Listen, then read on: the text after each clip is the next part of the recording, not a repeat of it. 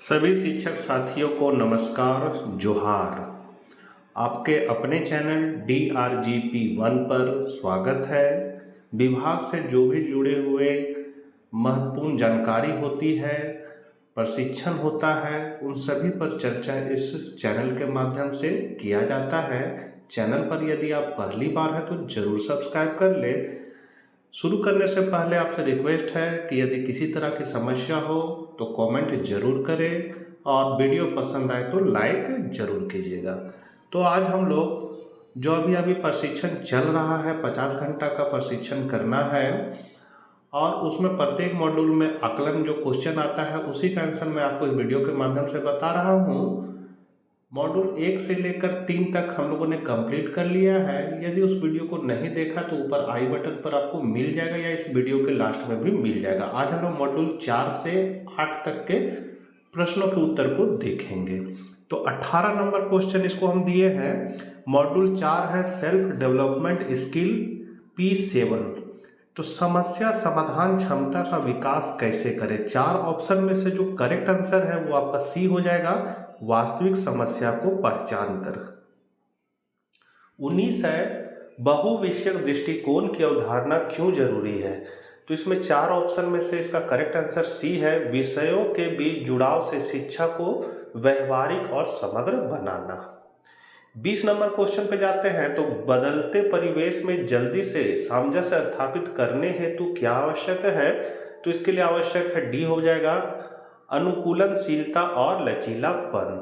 वहीं पर मॉड्यूल 4 का ही है P8। तो P8 में आपका क्वेश्चन दिया रहेगा बहुविषयक दृष्टिकोण की अवधारणा क्यों जरूरी है। तो इसका आंसर सी हो जाएगा, विषयों के बीच जुड़ाव से शिक्षा को व्यवहारिक और समग्र बनाना। देखिए क्वेश्चन क्या होता है, जो इस मॉड्यूल में है वो क्वेश्चन इस मॉड्यूल में भी रह सकता है। अगला क्वेश्चन है शिक्षक अनुसंधान और नवाचार कौशल को अपनाकर छात्रों को एक बेहतर के लिए तैयार कर सकते हैं। आप इस कथन से क्या है तो पूर्ण सहमत है। तीसरा है समस्या समाधान क्षमता का विकास कैसे करें।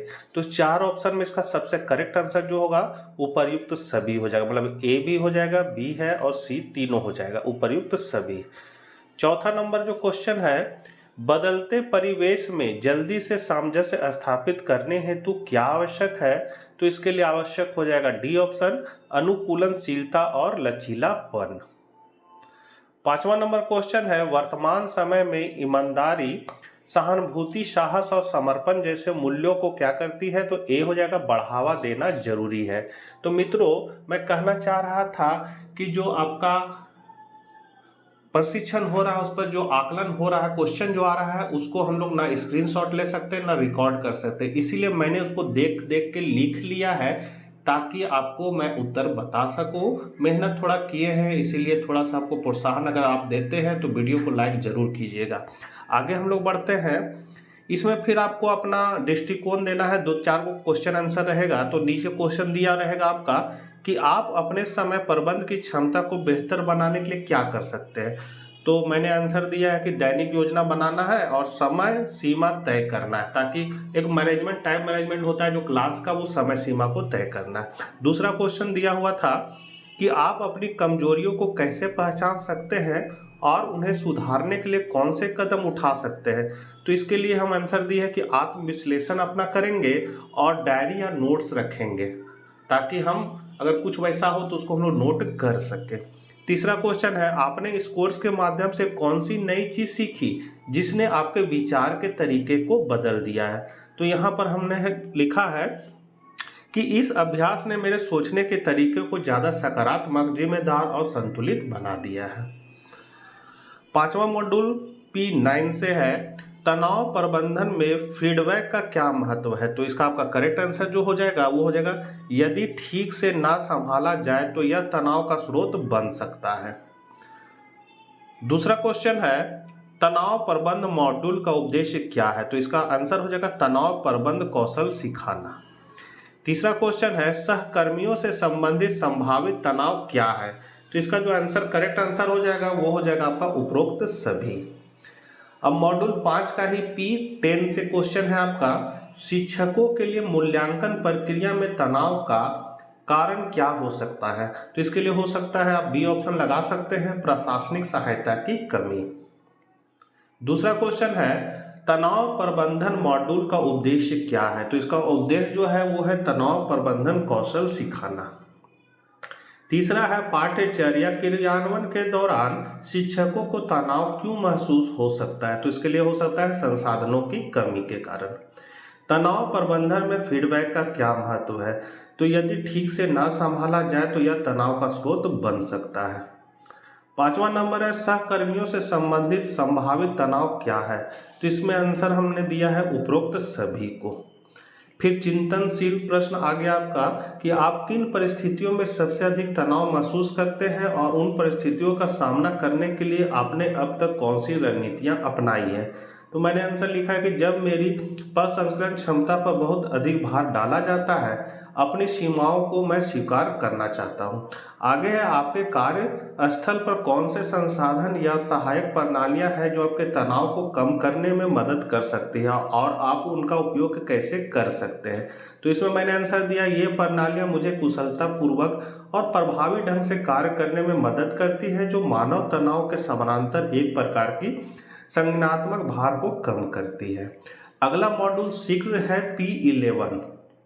तो इसमें क्वेश्चन है, PTM का प्राथमिक उद्देश्य क्या है? तो इसका उद्देश्य है विद्यार्थियों की प्रगति पर चर्चा करना। किससे चर्चा करना? तो गार्जियन से, गांव के अगर कुछ गणमान्य व्यक्ति हो तो उनके बीच है, सो विद्यार्थियों को कैसे हम लोग अच्छे बेहतर से बेहतर कर सकते, उस पर चर्चा करना। तो यहाँ हम लोग सी इसको आंसर लगा सकते हैं। अगला है, PTM की तैयारी के लिए कौन जिम्मेदार है? तो प्रधानाध्यापक, शिक्षक और बाल संसद, ये तीनों जिम्मेदार है, उपयुक्त सभी हो जाएगा। PTM की पूर्व तैयारी में शिक्षक को क्या करना चाहिए? तो इसका आंसर हो जाएगा उपयुक्त सभी काम को करना है। जैसे अभिभावकों, माता पिता के स्वागत की तैयारी करना है क्योंकि सभी के गार्जियन आते हैं, विद्यार्थियों के रिकॉर्ड्स की तैयारी करना है और विद्यार्थियों के द्वारा किए गए उत्कृष्ट कार्यों का प्रदर्शन करना है और उसका प्रशंसा भी करना है। अगला है मॉड्यूल 6 P12 से, PTM की तैयारी के लिए कौन जिम्मेदार है? फिर वही क्वेश्चन आ गया, इसका उपयुक्त सभी हो जाएगा। PTM का प्राथमिक उद्देश्य क्या है? तो विद्यार्थियों की प्रगति पर चर्चा करना, सेम क्वेश्चन है। फिर है, PTM की पूर्व तैयारी में शिक्षक को क्या करना चाहिए? तो इसका उपयुक्त सभी, सेम क्वेश्चन है। लेकिन चौथा क्वेश्चन अलग है, बैठक के दौरान विद्यार्थी के नियमित देर से आने की बात करने पर उसके पिता अपने घर की मजबूरियां गिनाते हैं, शिक्षक को क्या करना चाहिए? तो ध्यान से सुनना और सहानुभूति जताना चाहिए।